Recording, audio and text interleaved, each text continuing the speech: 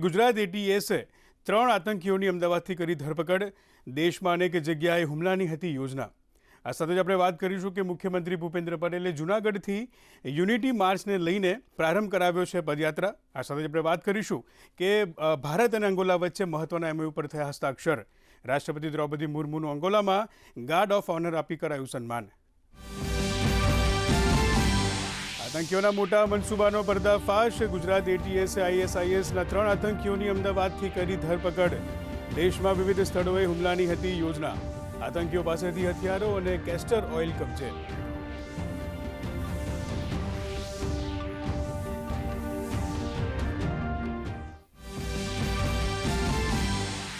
મુખ્યમંત્રી ભૂપેન્દ્ર પટેલે જૂનાગઢથી યુનિટી માર્ચના ભાગરૂપે રાજ્યવ્યાપી પદયાત્રાનો કરાવ્યો આરંભ. આત્મનિર્ભર ભારતના સંકલ્પને સાકાર કરવા સ્વદેશી ચીજવસ્તુના ઉપયોગના મુખ્યમંત્રીએ લેવડાવ્યા શપથ.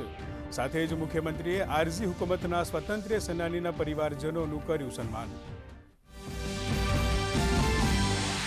મુખ્યમંત્રી ભૂપેન્દ્ર પટેલ સાથે ઓડિશાના રાજ્યપાલ ડોક્ટર હરિબાબુ કંભમપતિએ કરી શુભેચ્છા મુલાકાત. ઓડિશાના રાજ્યપાલે એકતાનગરને એક સંપૂર્ણ વિશ્વ પ્રવાસધામ તરીકે વિકસાવવા બદલ રાજ્ય સરકારની કરી સરાહના. મુખ્યમંત્રીએ ઓડિશાના રાજ્યપાલને સ્મૃતિચિહ્ન કર્યું અર્પણ.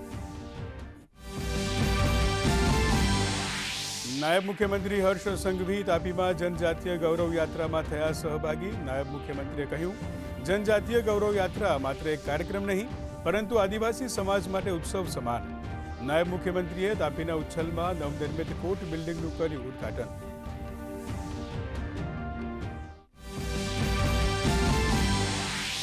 રાજ્યમાં આજથી ટેકાના ભાવે ખરીફ પાકોની ખરીદીનો રાજ્યવ્યાપી શુભારંભ. કૃષિમંત્રી જીતુ વાઘાણીએ દહેગામથી કરાવ્યો પ્રારંભ. આજે 97 કેન્દ્રો પર થઈ ખરીદી. આવતીકાલથી 300 કેન્દ્રો પર થશે ખરીદી. રાજ્યમાં પ્રથમવાર પોઈન્ટ ઓફ સેલ મશીન અને ફેસ રેકગ્નિશન દ્વારા ખરીદી. ગીર સોમનાથ સાયબર ક્રાઇમે ગેરકાયદેસર નાણાં હેરફેર કરનાર 5 આરોપીની ઝડપાયા. લોકોના બેંક ખાતાની વિગતો મેળવી ગેરકાયદે નાણાંની કરતા હતા હેરાફેરી. પોલીસ તપાસમાં 1.71 કરોડના ગેરકાયદેસર ટ્રાન્ઝેક્શન્સ મળી આવ્યા.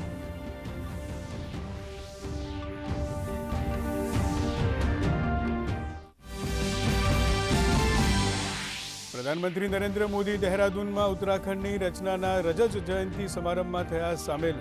8,140 કરોડથી વધુની પરિયોજનાઓની કરાવી શરૂઆત.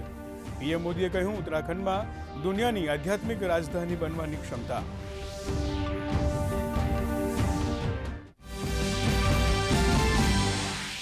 ભારત અને અંગોલા વચ્ચે મહત્વના એમઓયુ પર થયા હસ્તાક્ષર. રાષ્ટ્રપતિ દ્રૌપદી મુર્મુનું અંગોલામાં ગાર્ડ ઓફ ઓનર આપી કરાયું સન્માન.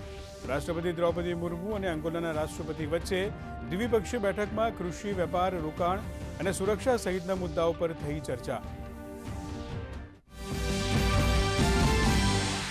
અને બિહાર વિધાનસભા ચૂંટણીના બીજા અને અંતિમ તબક્કાની ચૂંટણી માટે પ્રચાર વડગામ થયા શાંત. 20 જિલ્લાની 122 સીટો માટે 11 નવેમ્બરે યોજાશે મતદાન. 14 નવેમ્બરે યોજાશે મતગણતરી. 4 લાખથી વધુ સુરક્ષાકર્મી રહેશે ખડે પગે.